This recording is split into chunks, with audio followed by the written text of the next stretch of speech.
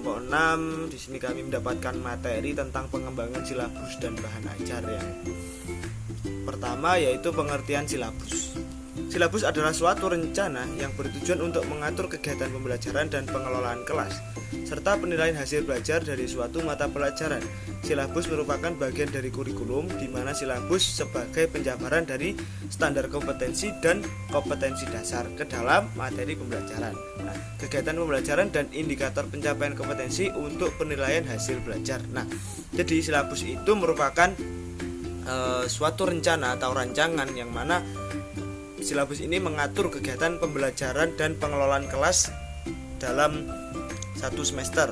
Karena silabus ini merupakan rencana kegiatan yang berjangka waktu satu semester biasanya. Nah, silabus ini termasuk dalam bagian kurikulum, yakni sebagai penjabaran dari kompetensi dasar, standar kompetensi ke dalam materi pembelajaran, kegiatan pembelajaran, dan indikator pencapaian untuk penilaian hasil belajar. Sehingga dapat diartikan silabus sebagai patokan untuk pembelajaran dalam satu semester tersebut. Yang selanjutnya yaitu bahan ajar. Bahan ajar merupakan segala bahan, baik informasi, alat maupun teks yang disusun secara sistematis yang menampilkan sosok utuh dari kompetensi yang akan dikuasai peserta didik dan digunakan dalam proses pembelajaran dengan tujuan perencanaan dan penelaahan implementasi pembelajaran. Bahan ajar merupakan segala bentuk bahan yang digunakan untuk membantu guru atau instruktur dalam melaksanakan proses pembelajaran di kelas. Nah, seperti yang kita tahu bahwa bahan ajar ini adalah alat atau informasi, segala hal yang mendukung jalannya pembelajaran, seperti sarana prasarana itu juga merupakan bahan ajar. Buku, LKS, terus media-media lain seperti komputer, bahkan ini merupakan bahan ajar,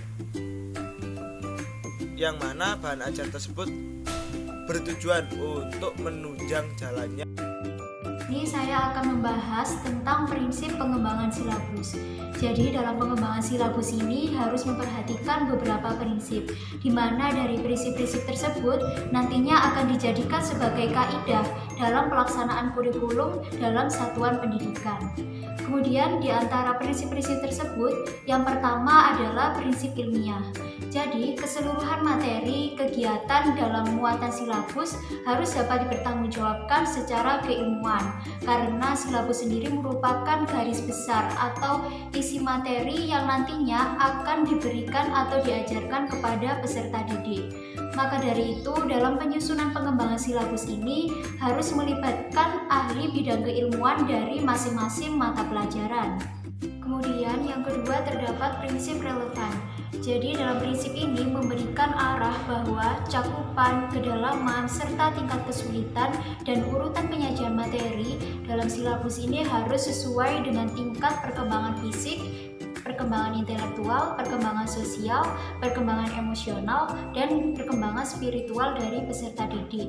Dan prinsip relevansi ini juga dapat dijadikan sebagai dasar untuk pemilihan materi, strategi pendekatan untuk kegiatan pembelajaran, penetapan waktu, pertimbangan pemilihan sumber dan media pembelajaran, serta strategi penilaian hasil pembelajaran. Kemudian yang ketiga terdapat prinsip sistematis.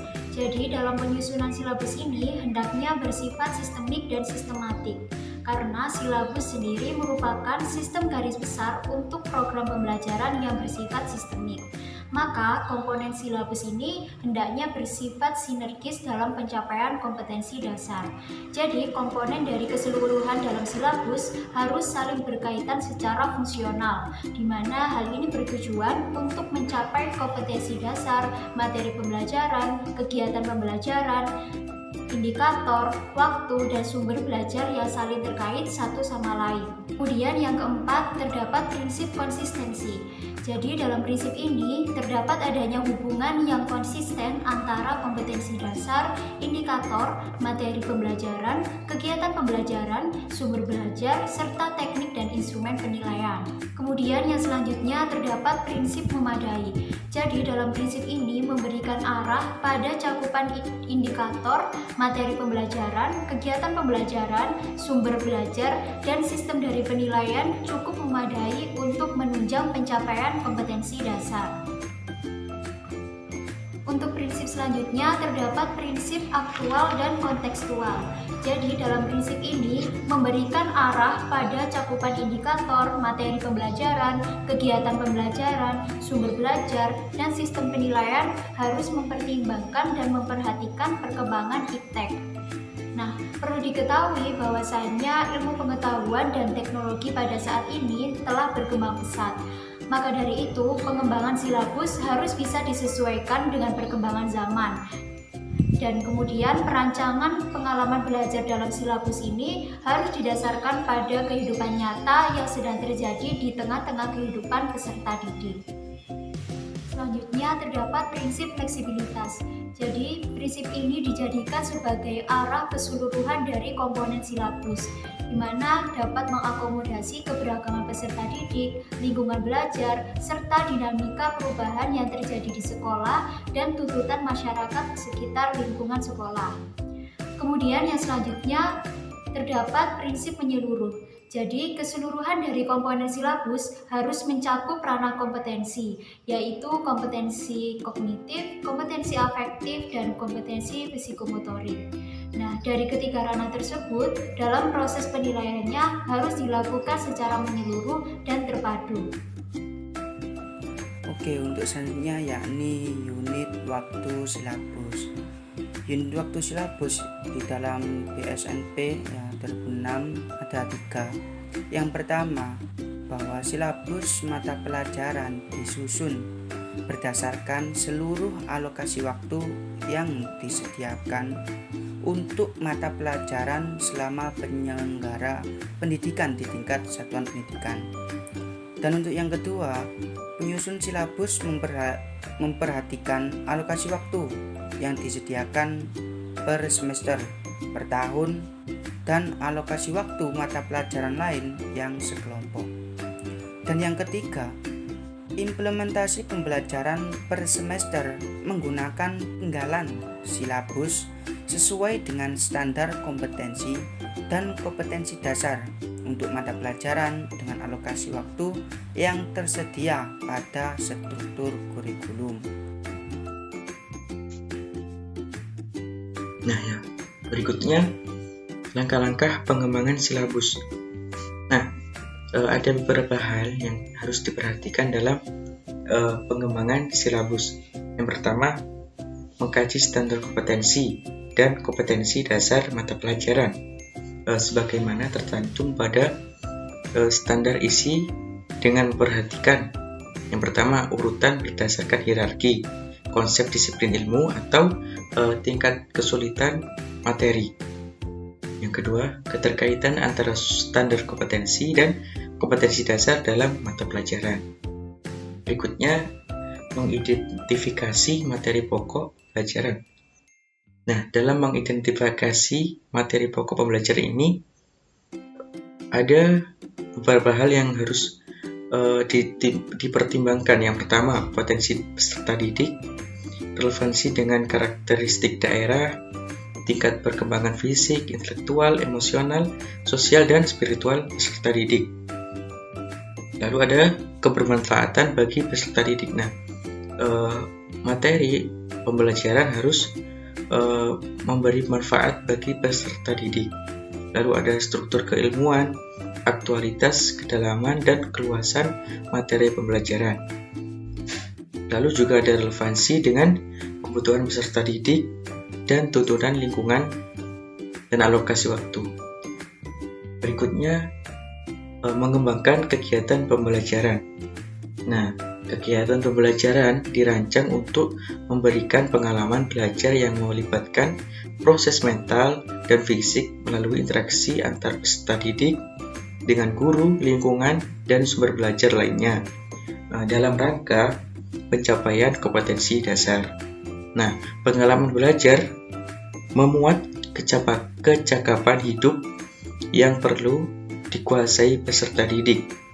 Nah, hal-hal yang harus diperhatikan dalam mengembangkan kegiatan pembelajaran adalah yang pertama, kegiatan pembelajaran disusun untuk memberikan bantuan kepada para pendidik, khususnya kepada guru, agar dapat melaksanakan proses pembelajaran secara profesional.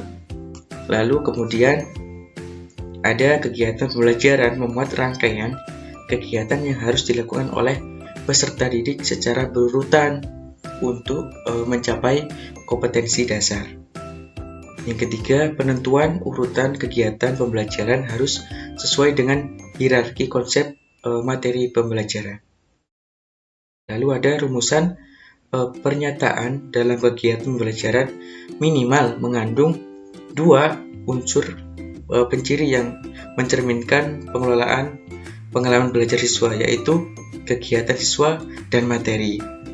Yang kelima, yang terakhir, merumuskan indikator pencapaian kompetensi. Indikator merupakan penanda pencapaian kompetensi dasar yang ditandai oleh perubahan perilaku yang dapat diukur, yang mencakup sikap, pengetahuan, keterampilan, dan lain-lain. Indikator dikembangkan sesuai dengan karakteristik peserta didik, mata pelajaran, satuan pendidikan, potensi daerah, dan dirumuskan dalam kata kerja operasional yang terukur dan dapat diobservasi. Yang selanjutnya, dalam langkah-langkah pengembangan silabus, yaitu penentuan jenis penilaian. Nah, penilaian pencapaian kompetensi dasar peserta didik dilakukan berdasarkan indikator. Nah, penilaian dilakukan dengan menggunakan tes dan non-tes dalam bentuk tertulis maupun lisan. Nah, pengamatan kinerja, pengukuran sikap, penilaian hasil karya berupa tugas, proyek, atau produk, penggunaan portofolio, dan penilaian diri. Penilaian merupakan serangkaian kegiatan untuk memperoleh, menganalisis, dan menafsirkan data tentang proses dan hasil belajar peserta didik. Nah, yang selanjutnya menentukan alokasi waktu. Nah, dalam pengembangan silabus ini, penentuan alokasi waktu pada setiap kompetensi dasar didasarkan pada jumlah minggu efektif dan alokasi waktu mata pelajaran per minggu. Dengan minggu efektif itu alokasi waktu mata pelajaran per minggu dengan mempertimbangkan jumlah kompetensi dasar, keluasan, kedalaman, tingkat kesulitan, dan tingkat kepentingan kompetensi dasar. Nah, alokasi waktu yang dicantumkan dalam silabus merupakan perkiraan waktu rata untuk menguasai kompetensi dasar yang dibutuhkan oleh peserta didik yang beragam. Dan yang terakhir, langkah-langkah pengembangan silabus adalah menentukan sumber belajar. Nah, sumber belajar ini adalah rujukan, objek, atau bahan yang digunakan untuk kegiatan pembelajaran yang berupa media cetak dan elektronik, narasumber, serta lingkungan fisik, alam, sosial, dan budaya. Nah, penentuan sumber belajar didasarkan pada standar kompetensi dan kompetensi dasar serta materi pokok pembelajaran, kegiatan pembelajaran, dan indikator pencapaian kompetensi. Sekian dari saya. Selanjutnya akan dilanjutkan oleh rekan saya. Terima kasih.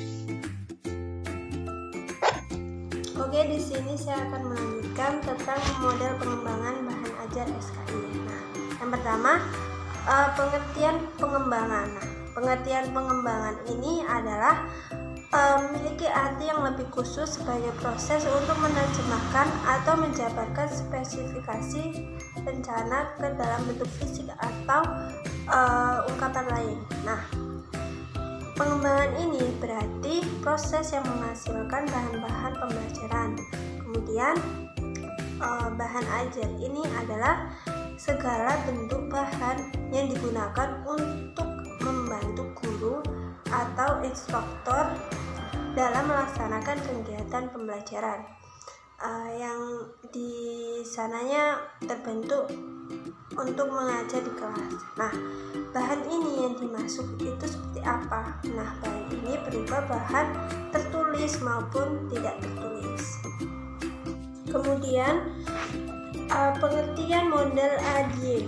Nah, pengertian model ADIE ini adalah model desain pembelajaran atau landasan untuk mendekatkan sistem efektif dan efisien serta prosesnya yang bersifat interaktif. Nah, hasilnya ini itu merupakan evaluasi setiap fase yang dapat membawa dan mengembangkan pembelajaran ke fase selanjutnya. Nah, model ini terdiri dari 5 fase. Yang pertama itu analis. Nah, analis ini kemudian yang kedua desain. Kemudian yang ketiga ini menghubungkan. Nah, kemudian yang keempat ini juga implementasi. Kemudian yang kelima itu evaluasi. Nah, adalah tahapan analisis. Nah, tahapan analisis itu seperti apa? Yaitu suatu proses yang mendefinisikan apa yang dipelajari oleh peserta belajar. Nah, maka dari itu kita harus melakukan atau mempersiapkan yang kita perlu pelajari. Nah, di antaranya adalah melakukan sebuah analisis kegiatan atau kebutuhan. Nah, selanjutnya adalah tahapan desain. Nah, tahapan desain ini secara istilah itu adalah membuat rancangan atau ibarat kita membangun, dan maka sebelum dibangun itu kita menggambar bangunan tersebut, yaitu digambar di atas kertas terlebih dahulu. Seperti itu. Selanjutnya yaitu tahapan pengembangan. Nah, tahapan pengembangan itu adalah suatu proses yang mewujudkan blueprint atau desain yang tadi menjadi kenyataan. Oke, sekian dari presentasi kami. Saya akhiri. Assalamualaikum warahmatullahi wabarakatuh.